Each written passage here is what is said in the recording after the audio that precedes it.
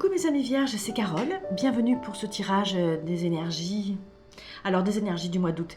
C'est-à-dire que moi j'étais partie pour vous faire mon tirage sur l'empreinte karmique et puis je me suis rendu compte qu'il fallait que je fasse autrement.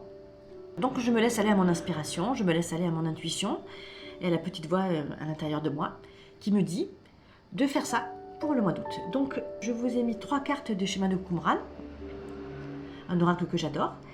La question, l'obstacle et la ressource. Et on va voir la question qui vous est posée pour ce mois d'août 2019. Mes chers vierges. Alors c'est parti. Question. Que peux-tu demander à Dieu ici et maintenant? Obstacle. Le conflit intérieur. Tiens, on l'a eu tout à l'heure, celui-là aussi. Et la ressource, l'amour. Magnifique.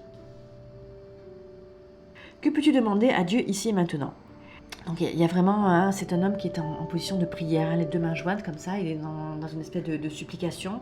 On sent vraiment que là, il y a vraiment besoin d'être aidé. Il y a une demande.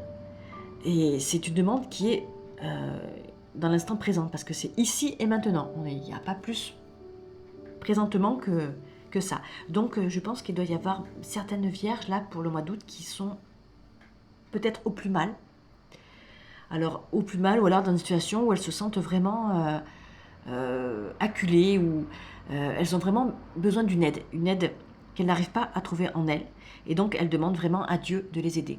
C'est Dieu, Dieu, donc une autorité divine extérieure. Alors une autorité divine extérieure, oui. Mettez qui vous voulez à la place de Dieu. D'accord ?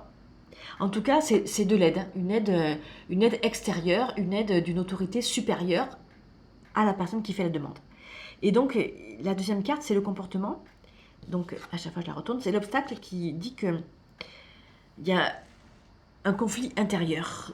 Tout à l'heure, quand cette carte allait tomber, je parlais effectivement du conflit entre nos parts masculines et nos parts féminines, puisque ça représente le soleil et la lune. Le yin, le yang, notre part masculine, notre part féminine. Nos conflits entre on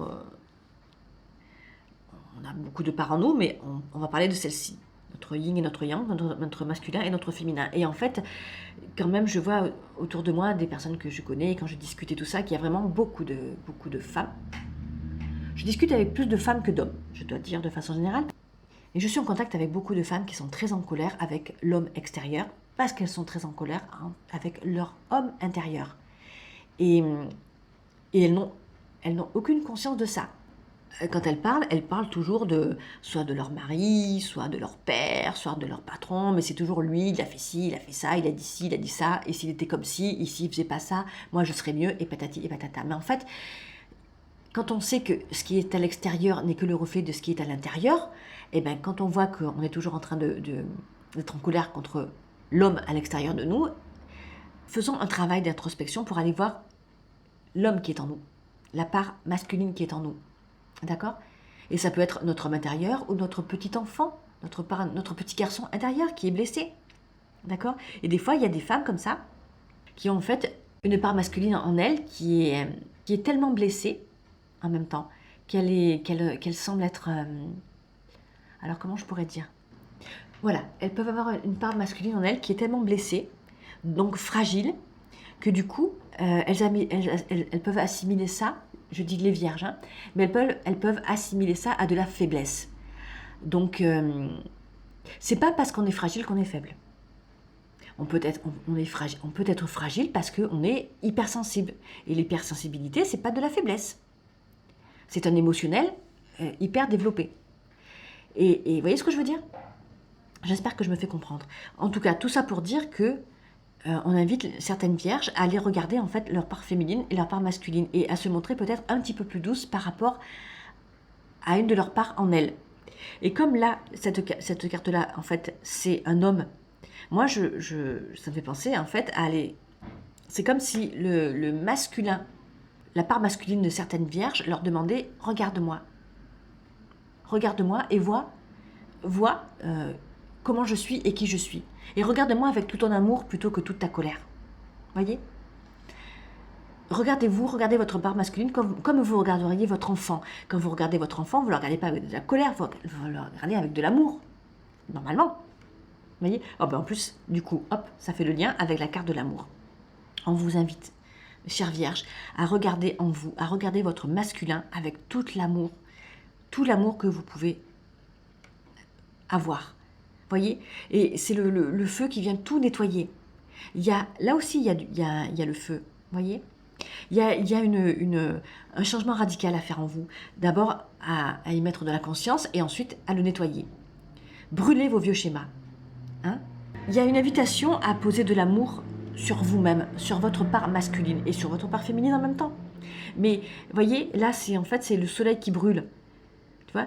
Donc, c'est vraiment ça, c'est changer la façon que vous aviez de vous regarder, de regarder vos parts. Mettez de la lumière sur vos blessures. Et souvent, c'est peut-être le masculin qui est blessé. Et parce que le masculin est blessé, c'est la femme qui va critiquer l'homme. Si vous avez des questions à me poser par rapport à ça, moi, je suis prête à en discuter. Hein. Il n'y a pas de souci par rapport à ça. En tout cas, ce tirage-là, il vous propose, mes chères vierges, de poser de l'amour sur vos parts, de poser de l'amour sur vous, de vous regarder avec beaucoup d'amour. Que peux-tu demander à Dieu ici maintenant? Moi, je vous dis, mes chéris, que peux-tu demander à toi-même? À part te donner beaucoup d'amour, de l'amour, de l'amour, de l'amour, de l'amour, plus qu'il n'en faut. Voilà. Voilà ce que je peux dire sur le tirage de ce mois d'août pour vous, mes vierges chéries. J'espère qu'il vous aura parlé. Je vous invite, comme toujours, à vous abonner, à commenter, à liker. Je vous fais des gros bisous et je vous dis au mois prochain pour un prochain tirage. Bisous, bisous, bisous, bisous. Ciao, ciao.